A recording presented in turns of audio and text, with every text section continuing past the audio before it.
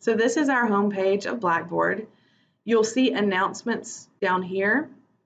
That's where I'll be posting all of the videos. I make a video for each module and for each week, and those are just overview videos to get you started.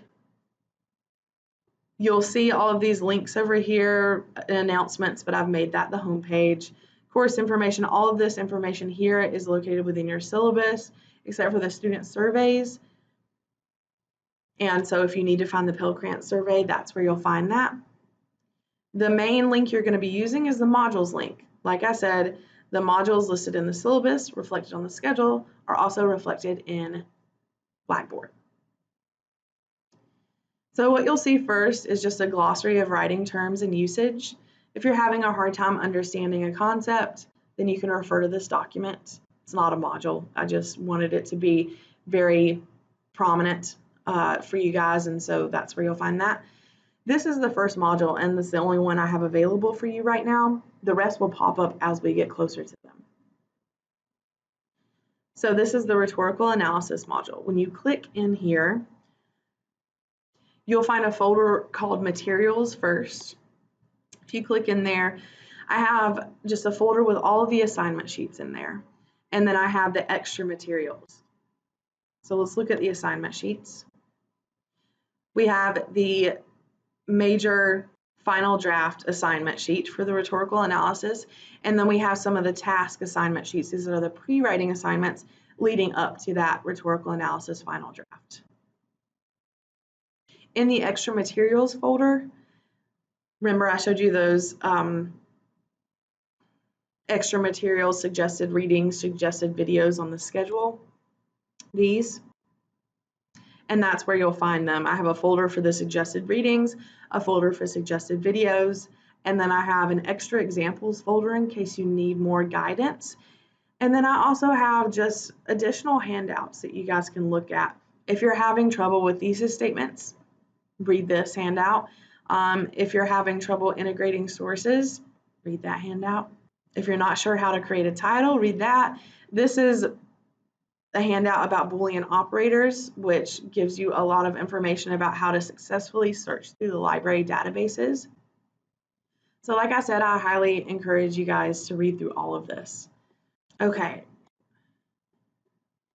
Going back to the rhetorical analysis module, outside of this materials folder, we have all of the weeks listed here with the videos at the top. This may look different for your class depending on how I've revised it, but for week 1, you should watch this video. To do that, you can just click on it, but it will remain small if you do that. Instead, you can click more and share and copy the link into your browser and actually find it on YouTube, and you can watch it full screen then. This is just copied and pasted directly from the schedule. So these will match. And if you click into the week, you'll find everything you need to do in the order that you should do it. You go back and find another week with more stuff in there.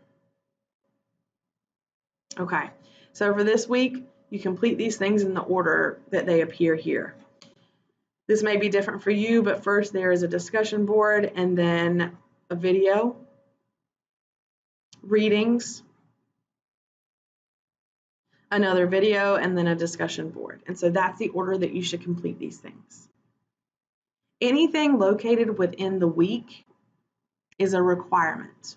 You must read the readings, watch the videos, and complete the assignments if they're located in the week. The only optional things are in the materials folder, in the extra materials folder. Next, we're going to go over how to submit assignments.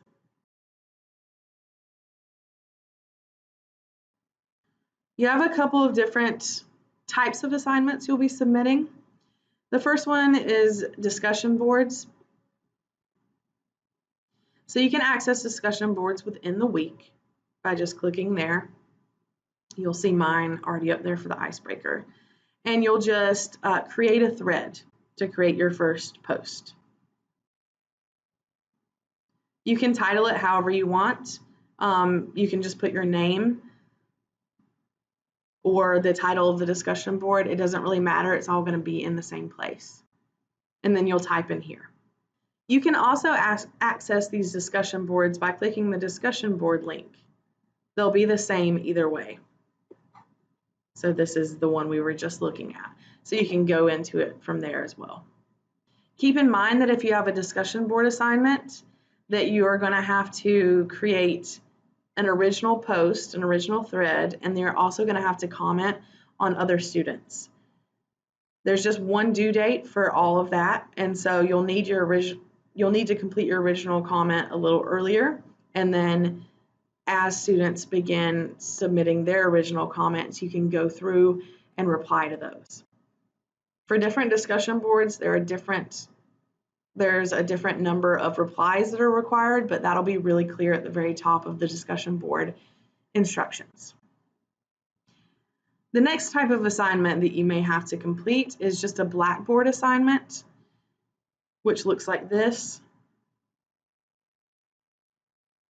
So you'll type up these assignments into a Microsoft Word document, browse your computer, find it, and upload it.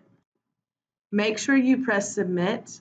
If you don't press submit, then it will look like a little clock there for me, but I won't be able to view your submission that you uploaded because you haven't yet pressed submit. So just make sure you do that. Always double check after you press submit. Go back to our home page and then click back in to make sure your document is there.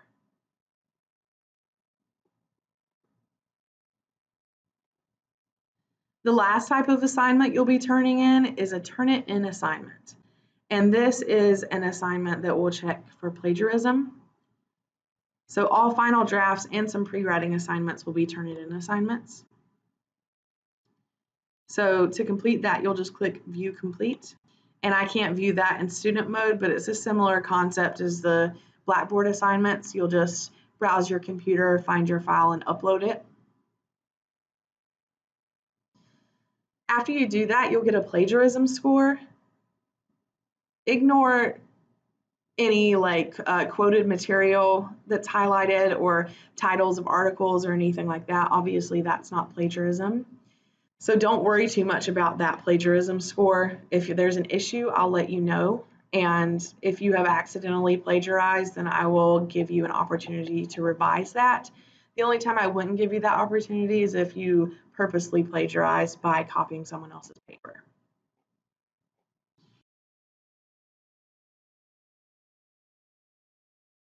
Last thing I'm going to talk about in this welcome video is viewing my feedback on your assignments. I give you feedback on most of the things that you submit. Here's a list of them. I give you feedback on proposals, outlines, worksheets, discussion boards only if you're not grasping a concept, and final drafts. You should always view my comments on these assignments prior to beginning the next assignment.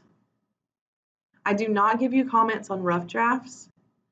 In the first module for the rhetorical analysis, you're required to do a writer center session. So that will be the comments that you get on your rough draft. And in the rest of the modules, you'll be completing peer reviews. And so those are the comments you'll get on rough drafts for those.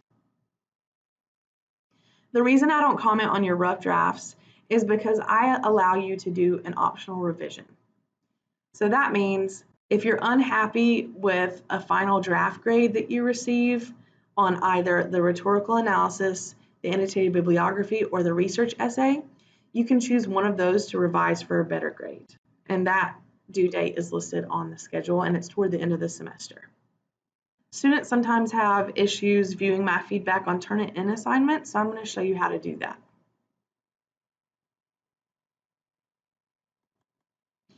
I'll provide this file for you guys, and it just goes through how to view my feedback on Turnitin assignments.